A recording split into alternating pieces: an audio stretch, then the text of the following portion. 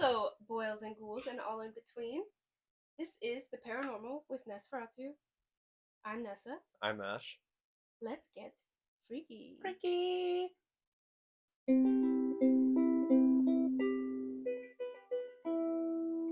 So let's start off with a media moment. Do you have anything lined up? Silent Hill F. Very Yeah, spooky. pretty spooky. Yeah, not that far into it yet. Where are you at? Scarecrows. Scarecrows. Yeah. Freaky. I don't get that puzzle. I don't either. I don't get it. Help. Help. Help. Help us. I have a media moment. Mine is a book. It is called Near the Bone. I don't remember who it's by. You don't remember? I don't mumble. I have it on my bookshelf. I'll put it in the little notes at the bottom. It's about domestic abuse and a monster in the woods who protects her. Essentially, Nice. It's really good. Really, Sounds really good. It's great. So, to really get started, we are talking about Eastern State Penitentiary today, and we have been there. Yes. We have been there. We have been Probably there. like 2 years ago now. Yeah, something like that. I don't know the timeline, but I believe it to be so. So, it's a prison designed by British architect John Haviland. It opened in 1829, so pretty dang long time ago. Pretty darn. Pretty darn. Dr. Benjamin Rush and Benjamin Franklin. So Benjamin Rush, and then you have Benjamin Franklin, right? The one and the only. Mm-hmm. Yeah, significance The there. $5 bill? One of the bills. One of the bills. One of the bills. He's on one of the bills. Those two were part of a group called the Philadelphia Society for Alleviating the Miseries of Public Prisons. Oh. Mm-hmm. Its purpose was to challenge the harsh prison systems that existed at its time. So. It doesn't seem like it worked too well. I don't know. I think if you look at like what it used to be, it's a little That's bit true. of a step up, but Yeah. it's still slave labor and punishment rather than rehabilitation. Torture. So, today it is called the Pennsylvania Prison Society, and it serves to promote correctional reform and social justice. Nice. So it's still going. Yeah. The That's cool. idea was to change the behavior of prisoners through confinement in solitude with labor. Mm-hmm. So the idea is that they're going to be in solitude for most of the day and then sometimes do labor. Harsh. Sounds great. Yeah, sounds amazing. In 1821, the society urged Pennsylvania legislators to approve funding to build Eastern State Penitentiary, and it was designed to be the first of its kind. The intention being to make prisoners regret their wrongs, Mm-hmm. or to encourage penitence through this solitude and labor. Right. Yeah. It's kind of like built like a wheel. It's a radial plan, and it has a central hub, and then a bunch of rooms that We were at the come central off hub, this. right? Yeah. And That's that's where all honestly, the doors are. yeah, that's where I felt the most of. Mm. That's where I felt the most. Was in the middle there, and I feel like it's just because so many people came and went. Yeah. In that area. So the feeling you get at the middle of that hall before it breaks into different hallways is it's like a loud feeling. Over the entire course, she's biting you. The cat is biting him, Mr. Pickles. Oh, she's a lover girl. Better pet her. Over the course of its existence, the prison held 75,000 inmates, and it is considered the world's first penitentiary. She needs to. That's where she belongs. Ow! Send her to Eastern State Ow! right this moment. The penitentiary looked gothic and was meant to intimidate, versus the inside was built more with like a church-like interior, Mm-hmm. and was again supposed to instill reverence. It was Repent. incredibly expensive to build. Yeah, I imagine. Yeah, and in 1829, while still under construction, Eastern State received its first prisoner. The experimental build and punishment plan faced criticism soon after. Oh. So it was like within like a year or two or something. And the plan was essentially torture. I mean, have you ever been alone in solitude for days at a time with brief moments of interaction and absolutely no way to like control that? No. It's insane. Yeah, that would not be fun. The aim? That would suck. That would be so bad, Pickles. Pickles. You'll get put in solitary confinement if you don't stop being a demon. The aim was to teach these offenders true regret but it turned out to be physical and psychological torture instead. Yeah. Yeah. They were, are you ready for it? You know all this, but for the lovely audience, they were isolated, given brutal punishments like freezing ice baths, being shackled to a wall outside and sprayed with water, then left there as the water clung to their bodies and became a thin sheet of ice overnight, froze during harsh cold winters inside their cells. Sometimes they were submitted to a dark underground cell called the Hole, where they were deprived of pretty much everything. Some prisoners that talked too much might be faced with the tongue clamp, an iron gag. Movement would tear a hole in the tongue. They could also be strapped to the mad chair, restraining inmates so much that it was known to cause amputations. And we saw that chair. Yeah. It's a spooky little chair to look at. It was gross. It's like all broken now and rusty. Like rusty. And ripped up. It's really gross looking. But it is a heavy room to be in. Yeah. Heavy room. Even Charles Dickens visited the penitentiary in 1842 and called the practices, quote, rigid, strict, and hopeless solitary confinement, believing it to be cruel and wrong. Prisoners spent 23 hours a day in their cells. Jeez. The Pennsylvania system, it's a really long time. And a lot of people were lifers. Jesus. Like, some people that stayed there for, 30 years, they died there because, cancer or other reasons and stuff. And it's just, that's your whole life from the time you got admitted to, That's crazy. Yeah. The Pennsylvania system was abandoned by Eastern State in 1913, but the practice of strict isolation had begun eroding decades earlier because of overpopulation. The prison was only designed for 250 people. Try to guess how many they got up to. 2,000. Close. 1,700. Nice. Prisoners had to share cells as the population grew, which again would be why the isolation system erodes, because they're overpopulating. That 1,700 was the peak in the mid-1920s. New state prisons were built to accommodate the growing numbers, but construction at Eastern State Penn didn't stop. And in 1929, Eastern State's Farm Branch added another 3,500 beds to the prison network. Holy shit. The penitentiary was expanded from 7 cell blocks to 15 by 1956. Wow. And that's cell blocks. That's entire different sections. Wow. It's a lot. It's a lot. The penitentiary was closed in 1970 due to costs of repairs for deteriorating conditions. It was used for a short time as a jail in 1971, but the building stood empty for a few years.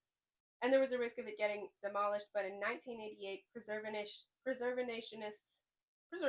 people who preserve things, architects, and historians managed to sway and urge the mayor, Wilson Good, to halt the selling of the penitentiary, basically believing that it was iconic and historic. The prison now stands Shouts out him. The prison now stands as an iconic landmark and tourist attraction after being fortified enough for visitors.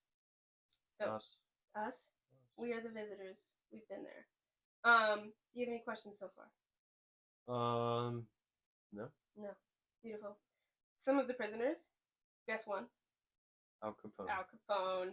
He was there from 1929 to 1930. And Slick Willie. Slick Willie Sutton, yep. He was there, Al Capone, was there for 7 months after being found carrying and concealing a weapon. As he was a known mob boss, the courts gave him the toughest sentence they were able to. Corruption, however, guaranteed that he obtained certain luxuries during his stay, such as rugs, paintings, and a radio in his cell. Then we have Willie a way Sutton. bigger cell than all the other inmates, right? Yeah, he did have a bigger cell. And he had I don't remember if the other ones did, but he had the ceiling light.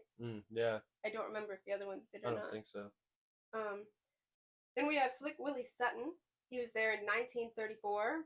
He was one of America's most famous bank robbers. He stole only from the rich and never killed anyone during his robberies. He was friends with mafia members.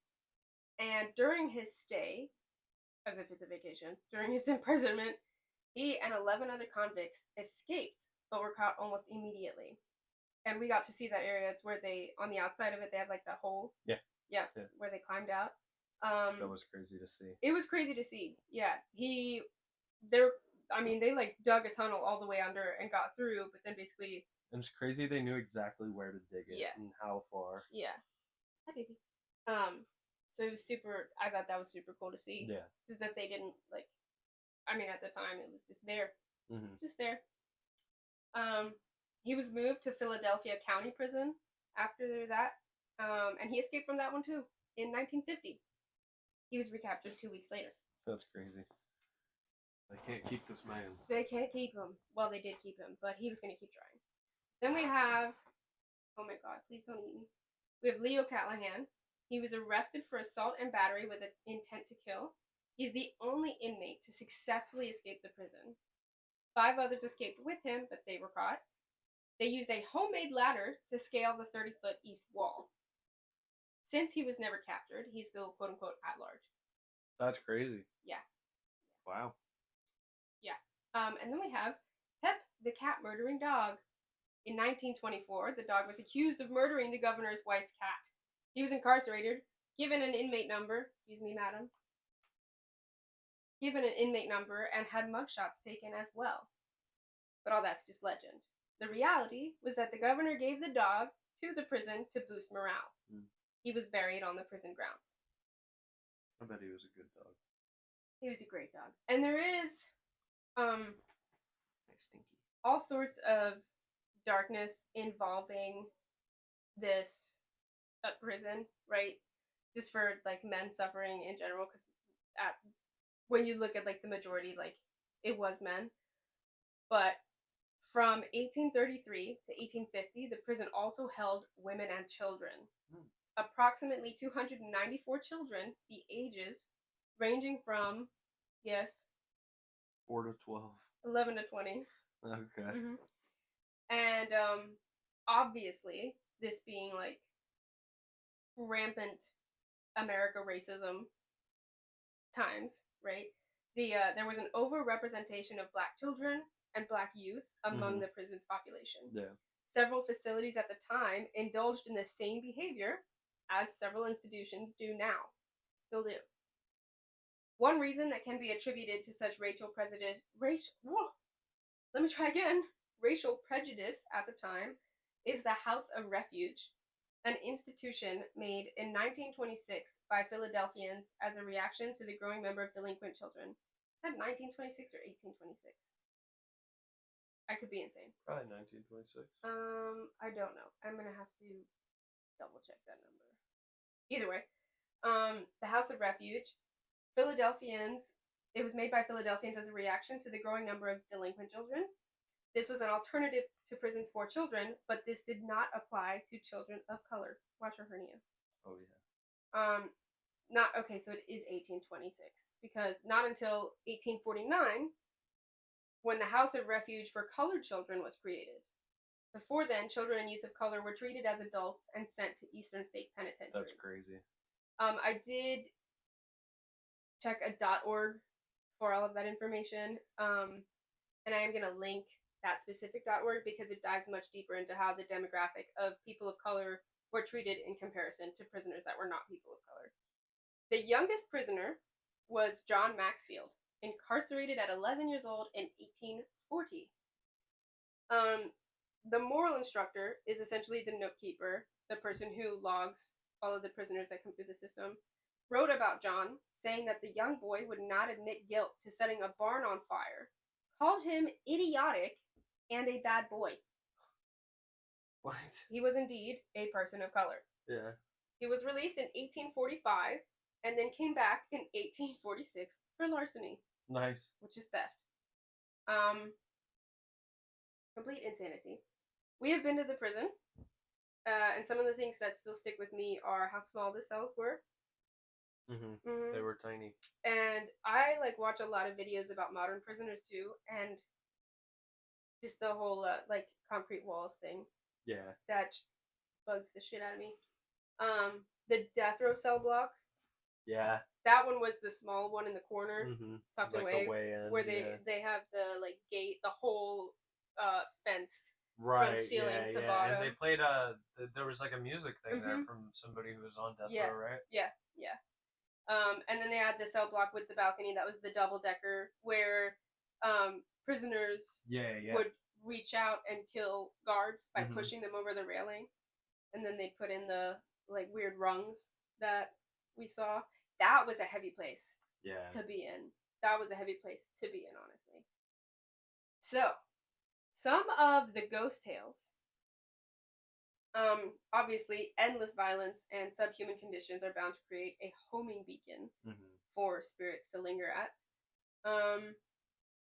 So we watched Ghost Adventures episode. We didn't watch the whole thing because I was mostly wanting to watch the history part of it because we had seen it before.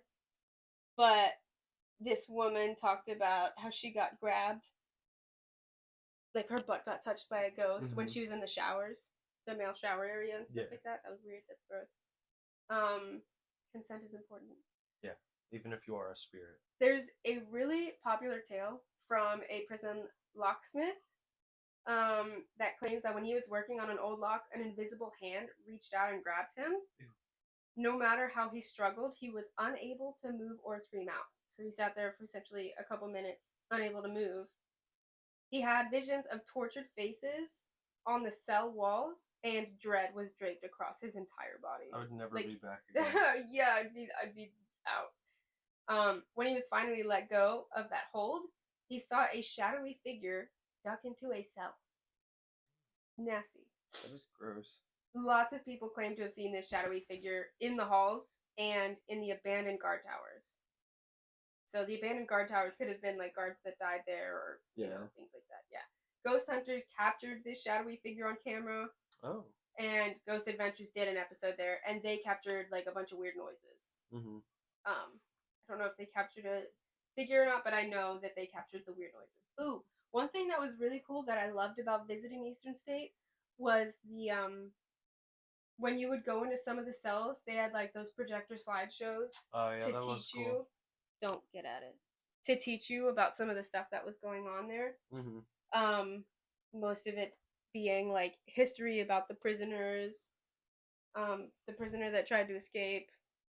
Wasn't Willem Dafoe one of the narrators for the audio tour? That sounds like something insane that would have happened, yeah. I'm almost positive. Yeah. I could be completely wrong. Yeah. But for some reason that's in my brain. I'm like, we'll have to look into that. I don't want to be wrong. A few of the cell blocks are like notoriously haunted, and people report hearing voices from cell block 12. Sometimes they hear screaming, sometimes they hear laughter, and other times they hear footsteps.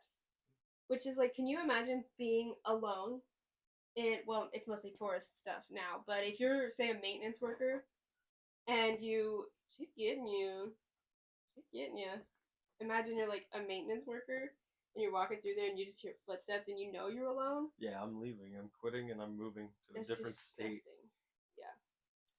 Al Capone said that he himself was being haunted, possibly by one of his victims. It was the St. Valentine's Day massacre. Somebody was killed and he said that he saw him a lot while he was in jail. So visitors have been grabbed, fully draped in dread, and seen figures moving through the halls. Some have experienced an apparition in the guard tower. And some claim to have seen a ghost dog. Oh. Probably pet. Probably pet. We do have a little stuffed dog toy of him. We do. We love Pep. We do. Pep was so cute. Don't know that it was really worth the price, but it probably not supports keeping a historical monument open. So, I love that. I love to see that. Yeah. I love history. Love history. I also really liked the walk outside. Yeah. Because they take you on a walk outside. I think they do ghost tours there too. That'd be cool. At night. I would love to do that kind of ghost tour, but I don't know that I'd be able to do it subjectively. Yeah. Like every sound I heard, I'd be like, nope, I'm gone. Maybe it's objectively, I don't know. But every single sound I heard, I'd be like, I hate it. So. She's crazy. You're crazy. You're crazy, girl. You're crazy. We could take her to meet Pep. She belongs there. We'll leave her there.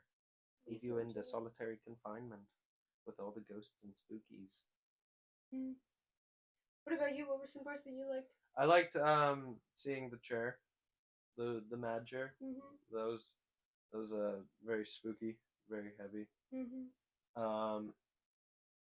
And I feel like the hallways leading to the cells were also super heavy. Like I felt like kind of gross being in there. Mm.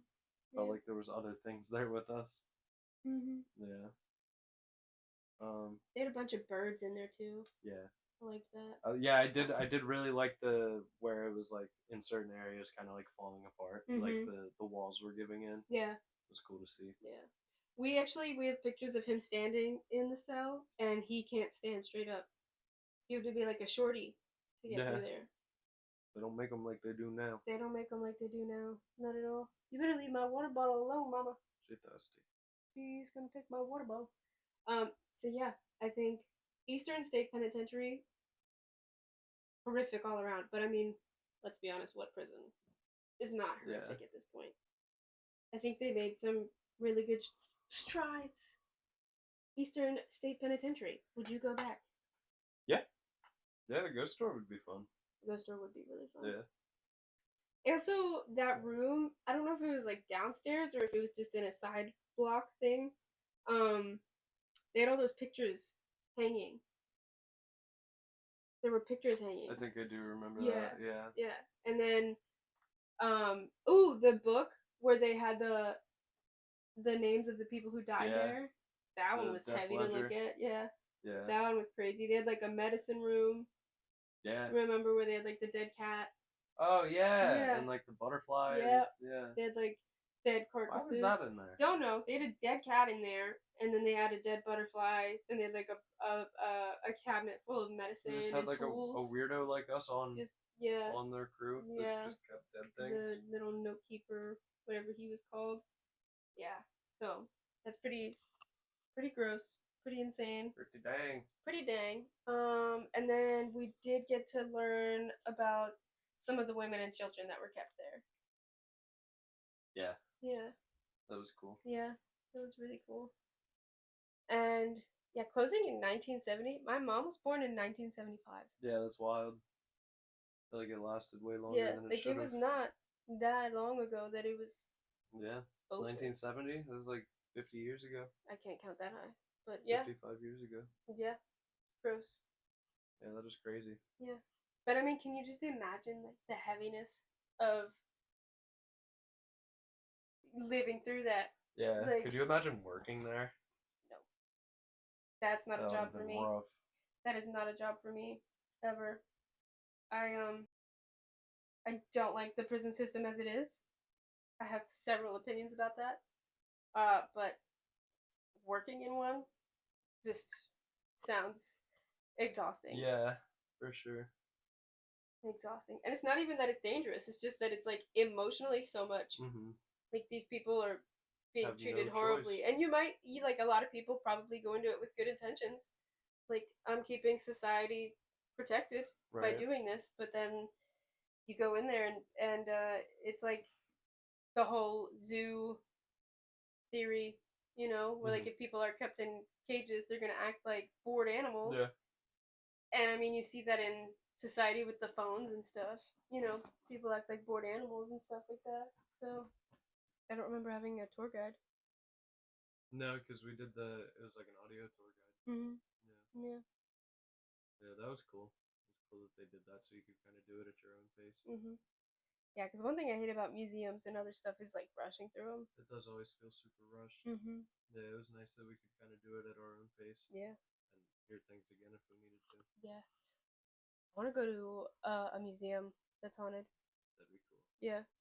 Because I imagine a lot of museums probably are like weird stuff happening. I felt super heavy stuff when we were at that like the historical whatever museum with all the like mummies and shit. Ugh. Yeah. Yeah, that one was that gross. Felt gross. That's like literally dead people right in front of me. 1,000-year-old dead people. It's right in front of me. Yeah, that was rough because there was a kid one. And like they got ripped from their homes to be in some museum in Pittsburgh. Like. Yeah, that one was really heavy. And then in the room with all the there was a room with all the trinkets. It was like right before your headache got really bad because you had a headache and you weren't feeling good. And then we went walking through. There was one specific area that had like essentially a glass partition that just had a bunch of stuff inside there. Oh, okay. Yeah. I think I remember. Like a bunch of trinkets that people owned Yeah. and like different types of monies and things like that. Was a heavy room too. Yeah, it was. Yeah. And I like the statues. But yeah, it's crazy. Like they brought it all the way here to. Yeah. Why can't we just go visit it in its homeland? You know? Yeah. Opened curses and stuff. Yeah. Yeah, it definitely felt like we shouldn't have been there. Mm-hmm. Yeah, it was really weird. But they had other sections that weren't as oh yeah. As heavy. For sure. I really liked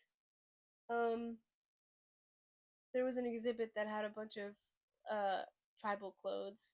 Yeah. And stuff like that. I thought it was really cool. That was cool. And like some of the tools and stuff that they had. Yeah. Thought it was really cool to see the way that they dressed and that was cool. The tools that they used and stuff like that. Yeah. What baffles my mind is I don't have a lot of information, so this is gonna sound like complete nonsense, right? But the belief that Egyptians and people of that period had a different access to technology, like using crystals or something like that, or to power their stuff, right? And it just kind of, this is gonna sound so stupid and like conspiracy wacko, whatever, but like it just makes me think about all the different possibilities we could have used for creating electricity or the things that we use. Yeah. Like what we use right now is not the only way to do things. It's just the only way we know how to do things. Yeah. You know, it's like what did they know that we didn't? Right. That we don't. Right. And like how shrimps see different colors. Yeah. I'm not saying they saw different colors. I'm saying they just had access to different technologies than we do. Yeah. That's super cool. Also, I love the like internet meme that's like white people can't comprehend building the pyramids, so they blame it on aliens. That's so funny to me. That is funny. And then you think about Alien versus Predator, AVP, gang, and aliens literally did build the pyramids. Yeah. So that's not factual. That's a joke. But I love it. I think that's such a cool take on it. Yeah. I think it's super fun. What alien movie are we on now? Which is the Requiem? So probably Prometheus, I think. Okay. Okay. Yeah. I'm not sure. I'll have to check. Not sure either, but we gotta continue that because after we watch all the aliens, we have to watch all the predators. Yeah. There's a show in there that we have to watch. Yeah. For both of those. Yeah. Someone said that there's a behind the scenes clip where you can see the alien dressed up in all its garb, but the person who's wearing the suit is wearing like Adidas shoes. It didn't make it into the show. It's just like a behind the scenes thing. So yeah. And I thought that was so. I love to see behind the scenes stuff, like the behind the scenes of House of a Thousand Corpses and Devil's Rejects and that stuff. Yeah, those were good. Those were nice. Yeah. I like the Adidas, when it like the behind the scenes when it's like a super scary thing and it's just like a normal person now. It's just some dude. Yeah. Just some girl. Just some little freakazoid. Yeah. I want to see like behind the scenes of Terrifier. That'd be cool. Or any kind of behind the scenes where like a child is in a scary movie. Yeah. Because some people go to great lengths to not let the child be scared. Yeah. That would be cool to see how they do that. Bless you. Thank you. Bless you. Yeah. So I think that is something super fun. Because we have so many discs now. Yeah, we do. So many DVDs. So many special features to watch. And that sort of thing. So, also new Dracula just dropped. It's in English, but it released in France first. Oh, it's out now? It's out in Europe. It's out. Oh, but Bless not here. You. But not here. Okay. It's not out in America until like 2026. And I know that some people have pirated it, but I'm going to go through the big hubbub of going to the movie theater. Nice. I went to see Nosferatu dressed up as Nosferatu. So don't know what I'll dress up as this time. Dracula. Maybe. I just go as Mina. Yeah. Just Dracula's love interest. Ultimately what kills him. Yeah. Yeah. Wow. But I'm super excited. I even had a dream about it the other night. That's so funny. That I went to go see it. Nice. And you didn't stay around to watch it. Yeah, that's right. Yeah. I was very mad at you when I woke up. How unrealistic. Yeah. Dream you deserves a beating. Yeah. But real you could never. We don't believe it in real. Yeah. You gotta pop in. I'll whoop him. Get rid of him. I'll let him know. I'll whoop him. I'll whoop him. Yeah. Do you know how many people died in East State? More than 1,400. Wow.